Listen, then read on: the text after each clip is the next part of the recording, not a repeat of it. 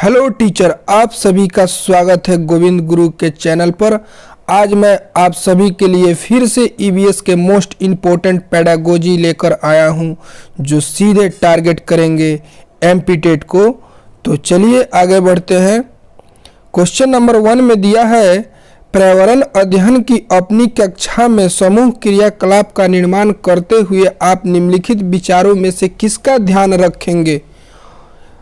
ए में दिया है, बच्चों की रुचियों का ध्यान हो, लड़कों और लड़कियों के समान रूप से रुचिकार लगे, इसमें मूल्यवान सामग्री लगी हो, सभी धार्मिक और सांस्कृतिक पृष्ठभूमि के बच्चों को रुचिकार लगे। तो चलिए, बच्चों को रुचि का ध्यान हो, ये तो ठीक बात है। लड़कों और लड़कियों को समान रूप से रुचिकार लगे, ये भी ठीक बात है। सभी धर्म और संस्कृति के बच्चे हों और उनको रुचि लगे, ये भी ठीक बात है। इनमें मूल्यवान सामग्री हो, इसका कोई मतलब नहीं होता है। आप क्रियाकलाप कैसा भी करवा रहे हैं, उसमें मूल्यवान सामग्री हो या ना हो, उससे कोई मतलब नहीं है। बच्चों को रुचि लगना चाहिए। तो इसका राइट आंसर हो जाएगा ए, बी और डी। और ए, बी और डी ऑप्शन नंबर 2 में दिया हुआ है, जो कि राइट आंसर है। ठीक है, यही इसका राइट आंसर हो जाएगा। नेक्स्ट क्वेश्चन पे चलते हैं।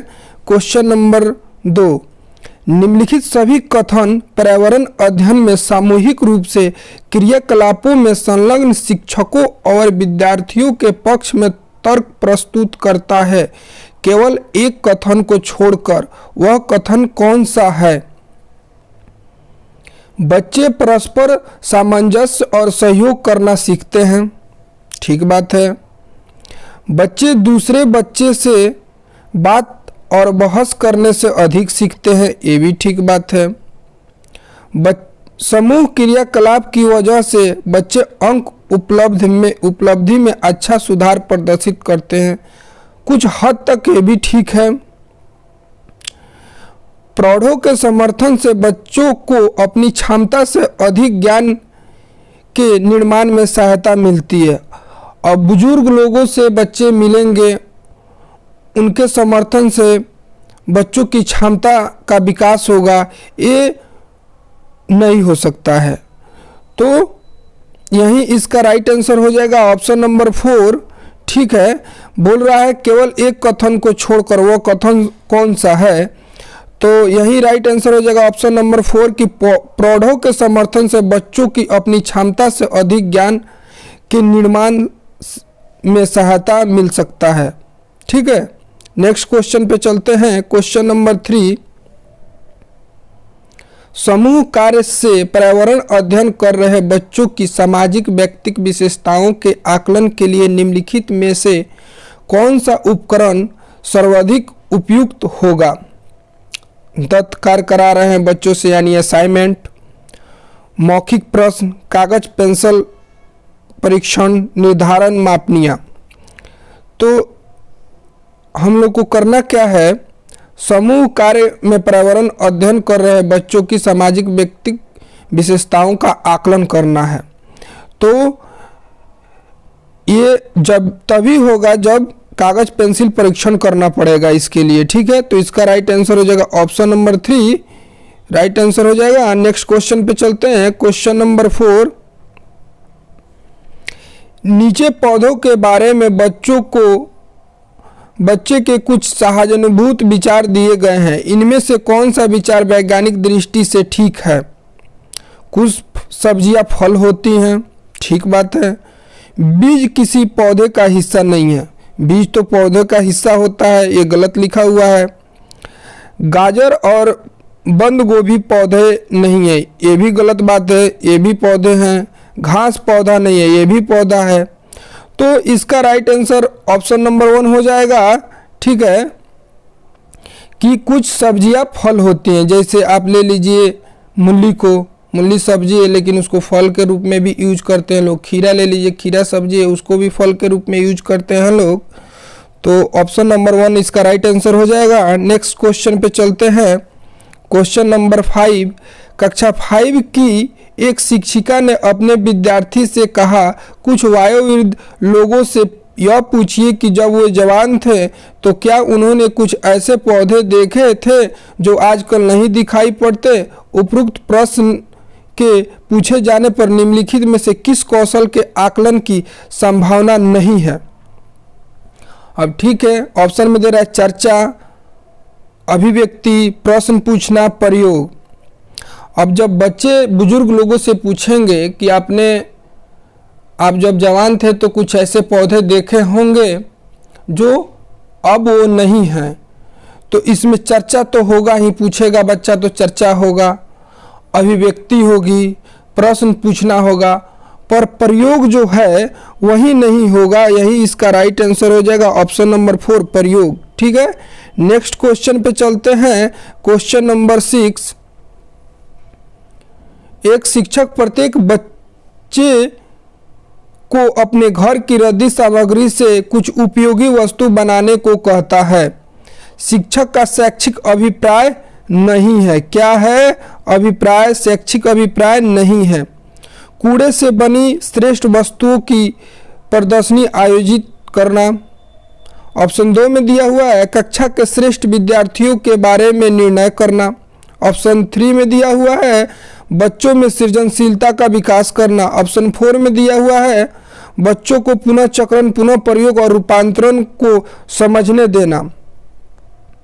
तो कूड़े से बनी श्रेष्ठ वस्तुओं को प्रदर्शनी में लगाया जा सकता है, आयोजित कराया जा सकता है। सृजनशीलता का विकास भी हो सकता है। कूड़ा से बच्चा बना रहा है तो कुछ क्रिएटिविटी दिखा रहा है।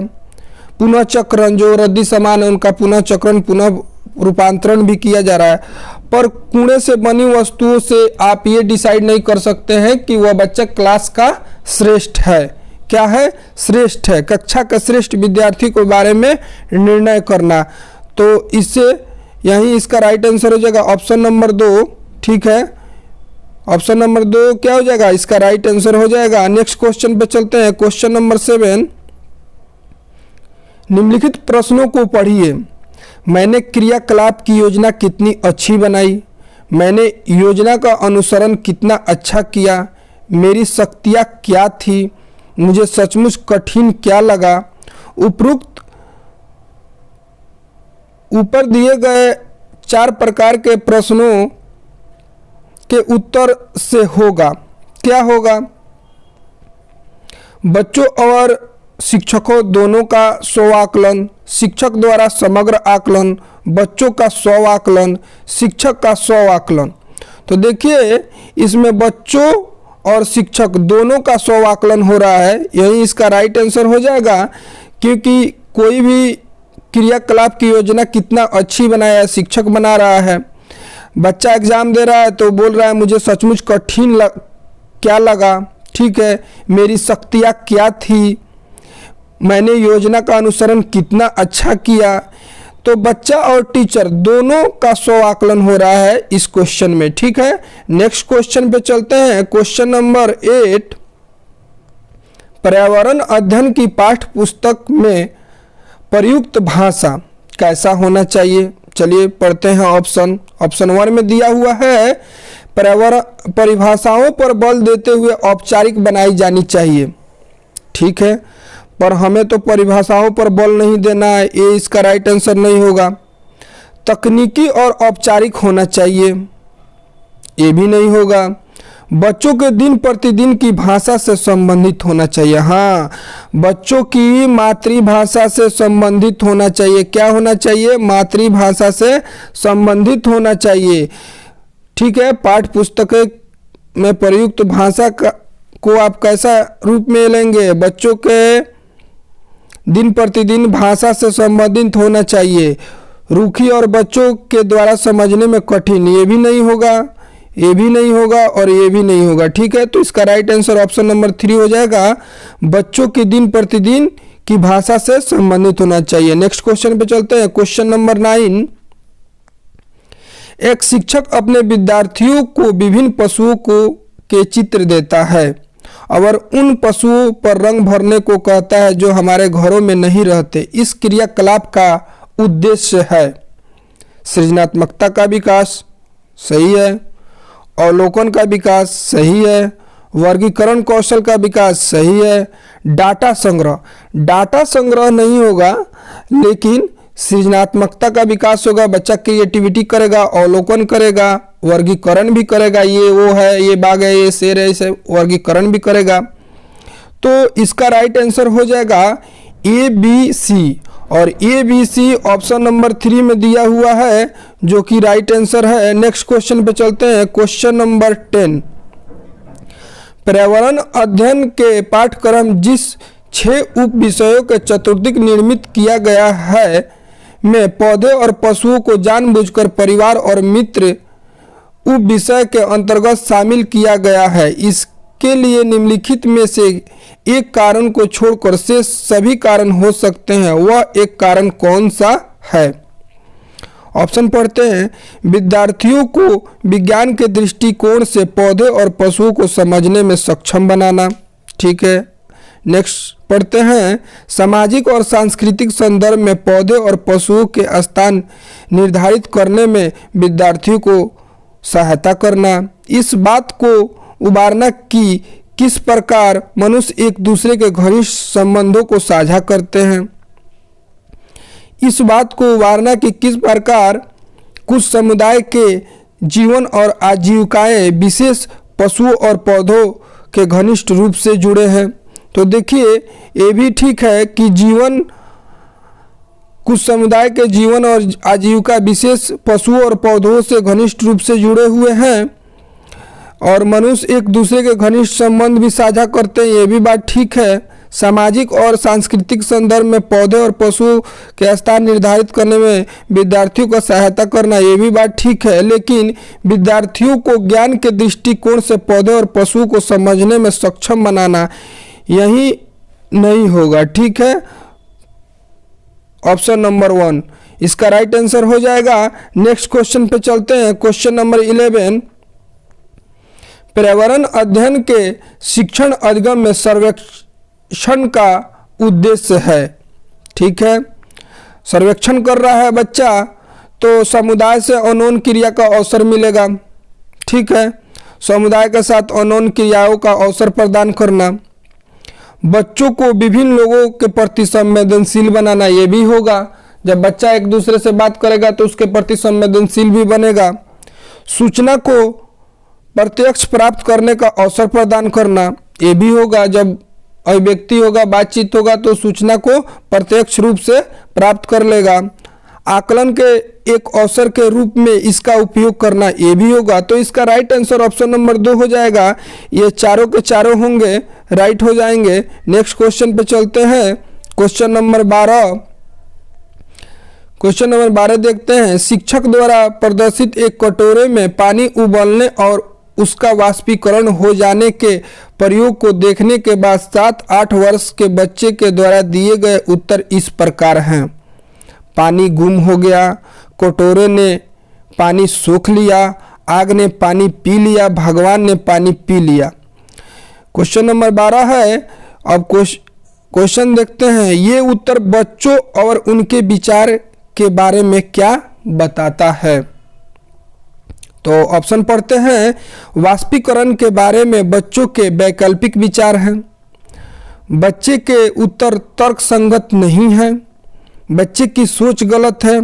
बच्चे अच्छा अवलोकन नहीं कर पाते हैं। तो इसका राइट आंसर हो जाएगा ऑप्शन नंबर 1, क्योंकि बच्चे के विचार जो है वैकल्पिक है। कोई बोल रहा है पानी गुम हो गया, कोई बोल रहा है कटोरे ने पानी सोख लिया, कोई बोल रहा है आग ने पानी पी लिया, कोई बोल रहा है भगवान ने पानी पी लिया। तो सबके विचार अलग अलग हैं। तो वाष्पीकरण के बारे में बच्चों का क्या है? वैकल्पिक विचार है। ठीक है। नेक्स्ट क्वेश्चन पे चलते हैं। इसी से रिलेटेड क्वेश्चन होगा।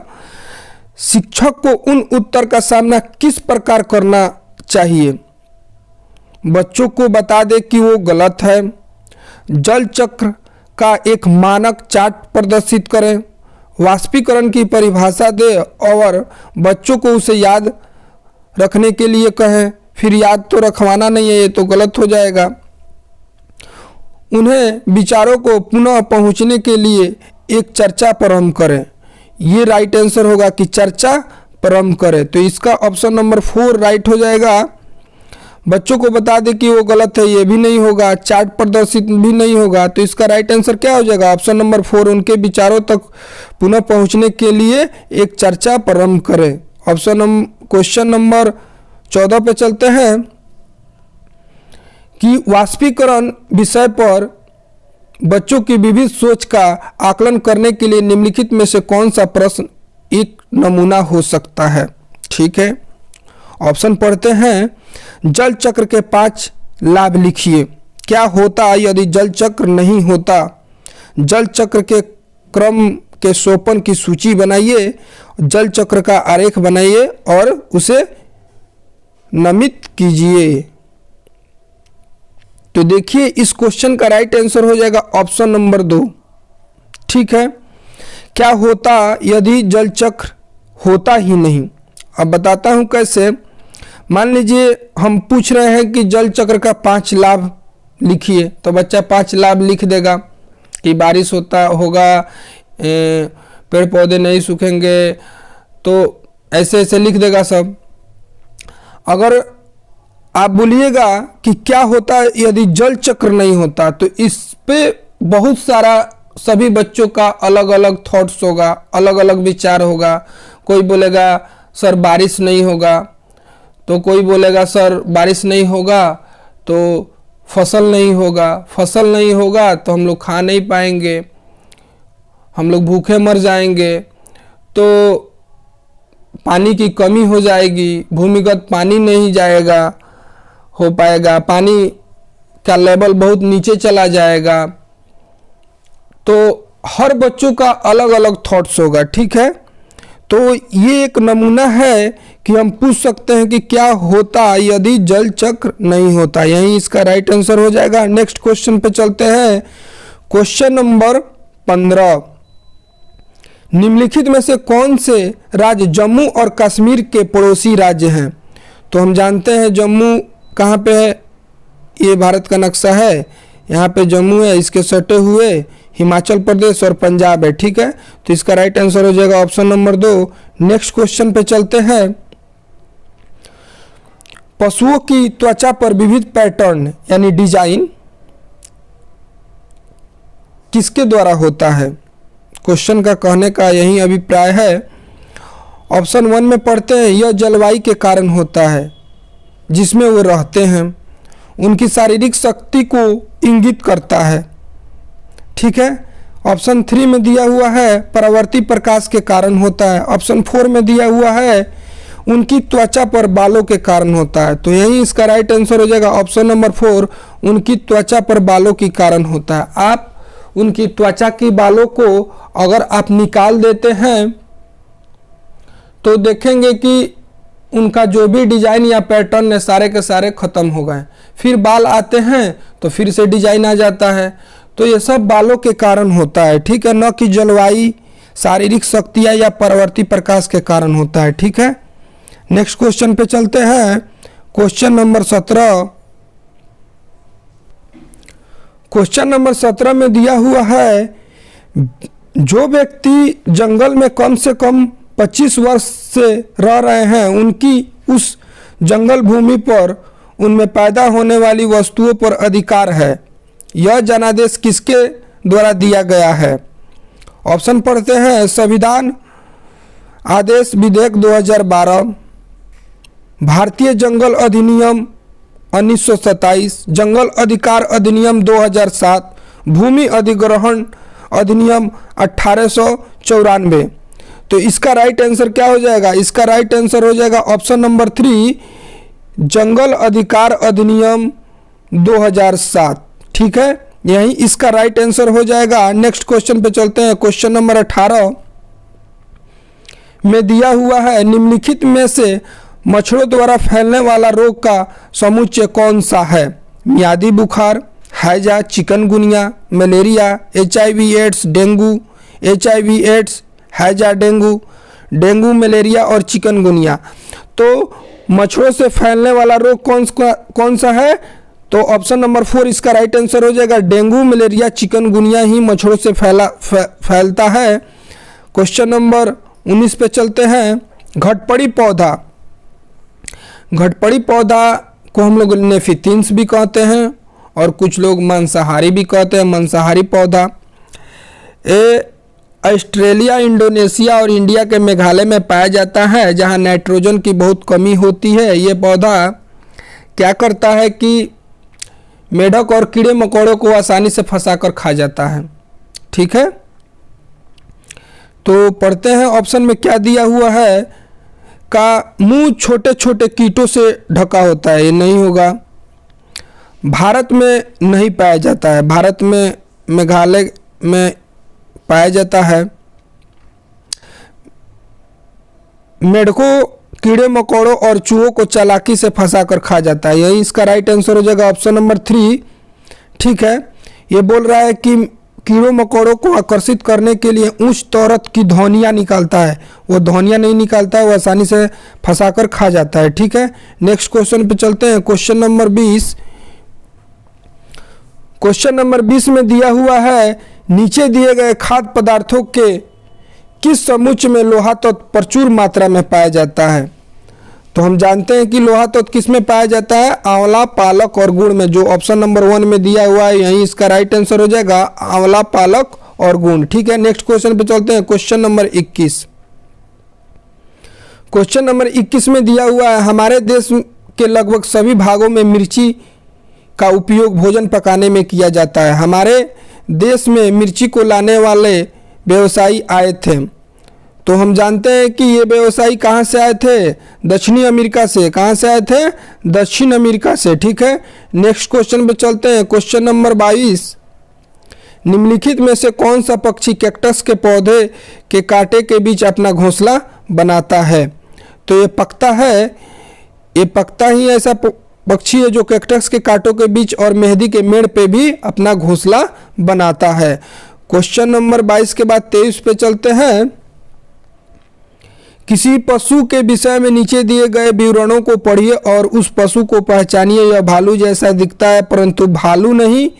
यह दिन के लगभग 17 घंटे वृक्ष की शाखाओं से उल्टा लटक कर सोता है। यह जिस वृक्ष पर रहता है उसी की पत्तियां खाता है। लगभग 40 वर्षों तक जीवित रहता है। लंगूर, चिंपांजी, पोंडा और एस्लॉथ। तो इसका राइट आंसर हो जाएगा ऑप्शन नंबर 4। यह एस्लॉथ है जो वृक्ष की शाखाओं से उल्टा लटक कर 17 घंटों तक सोता है। ठीक है, और 40 वर्षों तक जीवित रहता है। ठीक है, नेक्स्ट क्वेश्चन पे चलते हैं। क्वेश्चन नंबर 24 में दिया हुआ है, नीचे दिए गए जीवों के समूह में से किनकी दृष्टि श्रेष्ठ होती है तथा वे मनुष्य की तुलना में 4 गुना अधिक दूरी की वस्तुओं को देख सकते हैं। तो ये गुण जो होता है वो चील, गरुड़ और गिद्ध में होता है। किस में होता है, चील, गरुड़ और गिद्ध में। ठीक है, जो मनुष्य से 4 गुना दूरी के भी वस्तुओं को देख लेते हैं। नेक्स्ट क्वेश्चन पे चलते हैं। क्वेश्चन नंबर 25 में दिया हुआ है, नीचे दिए गए खेती करने के विवरणों को पढ़िए और इस ढंग की पहचान कीजिए। एक फसल काटने के पश्चात खेतों को कुछ वर्षों के लिए खाली छोड़ दिया जाता है, उसमें कुछ भी नहीं उगाया जाता है। इस भूमि में बांस या अन्य खरपतवार जो भी उग आते हैं उन्हें उखाड़ा नहीं जाता, काट कर जला दिया जाता है। यह राख भूमि को उर्वरक बनाती है। जब यह भूमि खेती के लिए तैयार हो जाती है तब उसे हल्का खोदा जाता है। भूमि को जोता नहीं जाता और उस पर बीज छिड़क दिया जाता है। देखिए, ऐसा खेती झूम को हम लोग झूम खेती बोलते हैं। इस खेत में क्या किया जाता है, एक फसल होने के बाद उसमें जो भी खरपतवार उगाते हैं उनसे उखाड़ा नहीं जाता, उसे काट कर जला दिया जाता है और उसके राख को वैसे ही छोड़ दिया जाता है, उर्वरक के रूप में हो जाता है। कुछ सालों के लिए ऐसा ही छोड़ दिया जाता है। जब फिर से वो जमीन खेती के लिए तैयार होता है तो क्या किया जाता है कि उसे जोता नहीं जाता, हल्का खोद दिया जाता है और बीज छिड़क दिया जाता है। और बहुत सारे बीज छिड़के जाते हैं, 3-4 फसल के बीज छिड़क कर खेती की जाती है। क्वेश्चन नंबर 26 पे चलते हैं। जब कोई सफेरा अपने वाद्य यंत्र बीन को बजाता है तो सांप उसकी ध्वनि पर अपने सिर को इधर उधर घुमाता है। आपके विचार में सांप वाद्य यंत्र की प्रति अनुक्रिया कैसे कर रहा है। तो ऑप्शन में दिया है, उस वाद्य यंत्र द्वारा उत्पन्न कंपनों के प्रति अनुक्रिया करके, उस वाद्य यंत्र को सूंघकर, उस वाद्य यंत्र की ध्वनि को सुनकर, यह वाद्य यंत्र की गति को देखकर। तो देखिए सांप तो वैसे भी सुन नहीं सकता है, वो कंपन के प्रति अनुक्रिया करके अपना सर इधर उधर घुमाता है। यही इसका राइट आंसर हो जाएगा। ऑप्शन नंबर 27 पे चलते हैं। परिवार एक इकाई होता है जिसमें माँ, पिता और उनके 2 बच्चे होते हैं, यह कथन क्या है? तो बोल रहा है कि सही नहीं है, क्योंकि इस कथन में यह स्पष्ट करना चाहिए कि बच्चे जैविक होते हैं। ऑप्शन 2 में बोल रहा है सही नहीं है, क्योंकि परिवार कई प्रकार के होते हैं तथा परिवार का कोई एक ही प्रकार में वर्गीकरण नहीं किया जा सकता है। ऑप्शन 3 में दे रहा है सत्य है, क्योंकि यह किसी आदर्श परिवार का आकार है। ऑप्शन 4 में दे रहा है सत्य है, क्योंकि सभी भारतीय परिवार इसी प्रकार के होते हैं। तो इसका राइट आंसर हो जाएगा ऑप्शन नंबर 2 सही नहीं है, क्योंकि परिवार कई प्रकार के होते हैं। हम जानते हैं ज्वाइंट परिवार होता है, एकल परिवार होता है, विस्तृत परिवार होता है। तो ये सही नहीं है, ठीक है, क्योंकि यहाँ पे बोल रहा है परिवार एक इकाई होता है जिसमें माँ, पिता और बच्चे ही रहते हैं, लेकिन ये सही नहीं है, परिवार बहुत तरह के होते हैं। तो ऑप्शन पढ़िए, परिवार सही नहीं है क्योंकि परिवार कई प्रकार के होते हैं तथा परिवार के केवल एक ही प्रकार में वर्गीकरण नहीं किया जा सकता है। सही बात है, बहुत सारा ज्वाइंट परिवार होता है, दादा दादी, चाचा चाची सब लोग एक ही साथ रहते हैं, बहुत बड़ा परिवार होता है, ठीक है। तो नेक्स्ट क्वेश्चन पे चलते हैं। क्वेश्चन नंबर 28 में दिया हुआ है मानव के पेट में आमाशय रस की प्राकृतिक डैश होती है और वह भोजन के पचने में सहायता करता है, वो क्या है? अम्लीय है। ऑप्शन नंबर 3 इसका राइट आंसर हो जाएगा अम्लीय, ठीक है। नेक्स्ट क्वेश्चन पे चलते हैं। क्वेश्चन नंबर 29 में दिया हुआ है राकेश कक्षा 5 पर्यावरण विज्ञान शिक्षक द्वारा दिए गए कार्यों को समय से प्रस्तुत नहीं करता, अतः सबसे उपयुक्त सुधारात्मक उपाय हो सकता है प्रधानाध्यापक की जानकारी में लाना। बताइए, प्रधानाध्यापक की जानकारी में ला देंगे कि राकेश का अपना कार्य सही से नहीं कर रहा, तो क्या प्रधानाध्यापक जाके वो काम करेगा? खेल की कक्षा में जाने से प्रतिबंधित करना। अब बताइए, काम नहीं किया तो उसको खेलने भी नहीं दिया जाएगा। उसकी अनियमितताओं को कारणों को जानकर उसे सही मार्गदर्शन देना, यही इसका राइट आंसर हो जाएगा। उसकी अनियमितताओं को लिखित जानकारी माता पिता को देना। भाई माता पिता को देने से क्या होगा? माता पिता उसका कार्य नहीं ना करेंगे, उसको हम समझाएंगे कि तुम खुद काम करो, क्या तुम्हें किस चीज़ में कमी है, क्यों काम नहीं कर पा रहे हो, उसका हम सुधारात्मक उपाय सोचेंगे, उपचारात्मक उपाय सोचेंगे, उपचार करेंगे, निदान करेंगे, देखेंगे क्यों लड़का काम नहीं कर रहा है, क्यों राकेश अपना गृह कार्य नहीं कर पा रहा है, ठीक है, और उसे मार्गदर्शन देंगे काम करने के लिए। ये नहीं कि एक काम नहीं किया तो दूसरा काम उसको करने ही नहीं देंगे, खेलने नहीं देंगे, माता पिता से कंप्लेन करेंगे, प्रधानाध्यापक से कंप्लेन, ये सब ठीक नहीं है। तो इसका राइट आंसर ऑप्शन नंबर 3 हो जाएगा।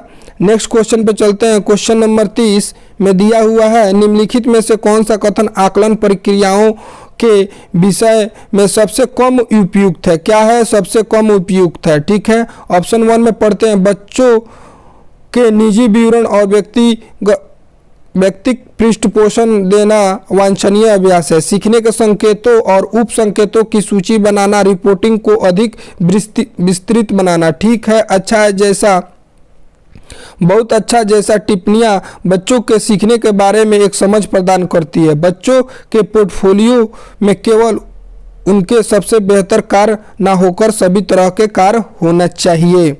ठीक बात है। अब ऑप्शन 4 में देखिए बोल रहा है कि पोर्टफोलियो में केवल उनके बेहतर कार्य ना होकर सभी प्रकार के कार्य होना चाहिए। ठीक है, तो आकलन इससे बहुत अच्छी तरीका से हो जाएगा। ठीक है, ठीक है, अच्छा है, बहुत अच्छा है, जैसा टिप्पणियां बच्चों को देना है तो बच्चों को समझ में आ रहा है, चलो मैंने कुछ काम किया तो मैंने सही किया है, सर ने हमें बोला है, ठीक है, बहुत अच्छा है, चलो लगे रहो। ये भी एक, इससे भी थोड़ा बहुत बच्चा को आकलन हो जाएगा कि हमने कुछ तो सही रास्ता पकड़ा है।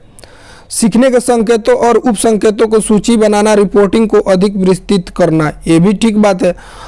ऑप्शन नंबर 1 में देखते हैं बच्चों को निजी विवरण। अब बच्चा घर में क्या खा रहा है, कैसे रह रहा है, क्या पहन रहा है, कैसे सो रहा है, किससे मिल रहा है, जुल रहा है, उसका आप रिपोर्टिंग कीजिएगा, उसका आप मतलब फीडबैक लीजिएगा, तो उससे क्या, उससे उसका आकलन हो पाएगा हैं? उससे तो उसका आकलन नहीं किया जा सकता है। और वो तो सबसे कम उपयुक्त है। बच्चा का निजी विवरण से हमें क्या लेना देना है, वो घर पे क्या कर रहा है, उस घर पे कैसे लोग हैं, किस पृष्ठभूमि का है, किस सांस्कृतिक का है, किस धर्म से रिलेटेड है, उसके निजी विवरण, निजी मामला में हमको फीडबैक लेने की कोई आवश्यकता नहीं है। यही इसका कम उपयुक्त है, यही इसका राइट आंसर हो जाएगा। ठीक है, तो आज का क्लास यहीं पे समाप्त होता है। अगर ये आपको पूरा का पूरा आंसर है, अगर आप लोग कहिएगा तो मैं आपको टेलीग्राम पर भेज दूंगा। ठीक है, थैंक यू। और अगर आपको मेरा काम पसंद आ रहा है तो मेरे चैनल को लाइक करें, शेयर करें, सब्सक्राइब करें, जिससे मुझे और भी ज़्यादा अभिप्रेरण मिले और मैं आप लोगों के लिए ऐसा ही अच्छा कंटेंट ढूंढ कर देने का कोशिश करूँ।